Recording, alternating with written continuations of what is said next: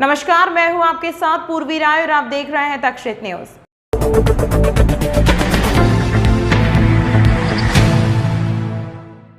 उज्जैन में एक 65 वर्षीय वृद्ध ने मोबाइल पर पहले स्टेटस डाला और वह किन किन लोगों से परेशान है उनकी नाम बताए और फांसी पर झूल गया। पुलिस ने वृद्ध के पोते की सूचना के बाद लाश फंदे से उतारकर मोबाइल और एक सुसाइड नोट जब्त कर जांच शुरू की है। उज्जैन के पवासा थाना क्षेत्र निवासी एक वृद्ध ने आज सुबह 5 बजे के लगभग अपने मोबाइल पर पहले एक वीडियो बनाया और अपनी मौत का जिम्मेदार 3 से 4 लोगों को बताते हुए फांसी पर झूल गए। सुबह जब यह सूचना पुलिस को लगी तो पुलिस पहुंची और मोबाइल जब्त किया। वीडियो बना रहा हूँ कि मेरी जान को खतरा है। आज दिनांक 18/4/2023 को बना रहा हूँ। सुबह के करीब 4 बज रहे हैं। मेरी जान को खतरा है।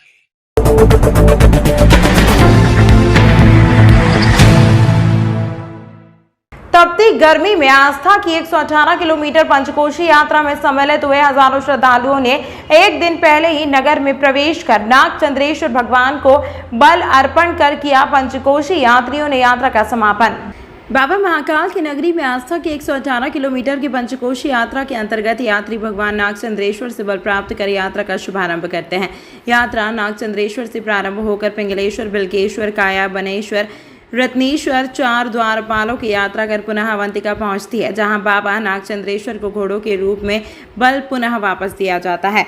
वर्तमान यात्रा के एक दिन पहले ही मंगलवार को 118 किलोमीटर की यात्रा कर पंचकोशी यात्रियों ने शहर में प्रवेश किया एवं घोड़ों के रूप में बल को बाबा नागचंद्रेश्वर को वापस किया।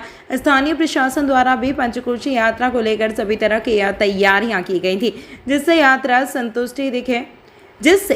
संतुष्ट दिखे। शहर सहित ग्रामीण क्षेत्रों एवं जहां जहां से पंचकोशी यात्री निकले उस पूरी यात्रा में सभी ने उनकी आवभगत की। नागचंद्रेश्वर के पुजारी जी ने चैनल से चर्चा में बताया कि एक दिन पूर्व निकले यात्रियों ने यात्रा पूर्ण कर नागचंद्रेश्वर को बल अर्पण किया है। अभी सभी पुलिस अधीक्षक महोदय ने सभी दूर जो इनकी सुविधा के लिए जगह जगह पॉइंट लगाए हैं और अभी जो यात्रा एक दिन पहले आ रही तो थाना लेवल पे भी हम लोग जो कोतवाली क्षेत्र में पॉइंट के अलावा भी हम लोग बीट और जो बीट अधिकारी और बीट पार्टी इनको कोई असुविधा नहीं हो तो इसलिए हम लोग लगे हैं ताकि कोई यातायात हैवी व्हीकल नहीं आए, कोई इनको सुगमता से गंतव्य स्थान तक पहुंच जाए। कुछ लोगों को अपनी बाइक पे भी आप लोग छोड़ रहे हैं जिनको कहीं ना कहीं दिक्कत आ रही है, कहीं कठिनाई है। ये भी रास्ते में आए थे तो इनने बोला है कि सर पाँव में छाले हो गए, तो मैं इनको अस्पताल दिखा के और जहाँ बता रहे हैं वहाँ पे मैं छोड़ रहा हूँ। सुविधा इस तरह के कार्य आप लोग करना है पूरे रास्ते भर? बिल्कुल, ये हम भी मतलब कर्तव्य के साथ साथ मानव सेवा का भी कर रहे हैं, क्योंकि 118 किलोमीटर की जो चिलचिलाती धूप में ये लोग जो सही मायने में दर्शन का लाभ ले रहे हैं और धर्म लाभ ले रहे हैं, उससे प्रेरित होकर हम लोग भी कुछ इनके लिए कर सकें, ये हमारे लिए गर्वान्वित है।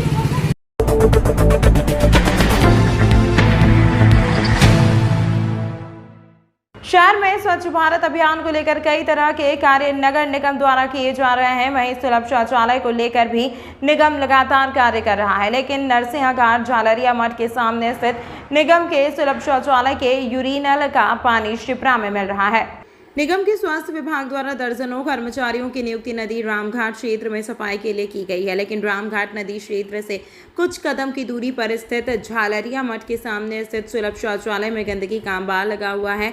सुलभ शौचालय के बाहर जहां एक और गंदगी पड़ी है, वहीं सुलभ शौचालय से निकलने वाला यूरेनिल का पानी लगातार शिप्रा में मिल रहा है। स्थानीय लोगों द्वारा इस पानी को रोकने के लिए यहां अस्थायी तौर पर मिट्टी की दीवार बना दी गई है, जिससे कि यह यूरिनल का पानी शिप्रा में नहीं मिले। जहां एक और इस पूरे क्षेत्र में इस पानी के कारण बदबू आ रही है, वहीं नदी क्षेत्र में आने वाले हजारों श्रद्धालु भी परेशान हो रहे हैं।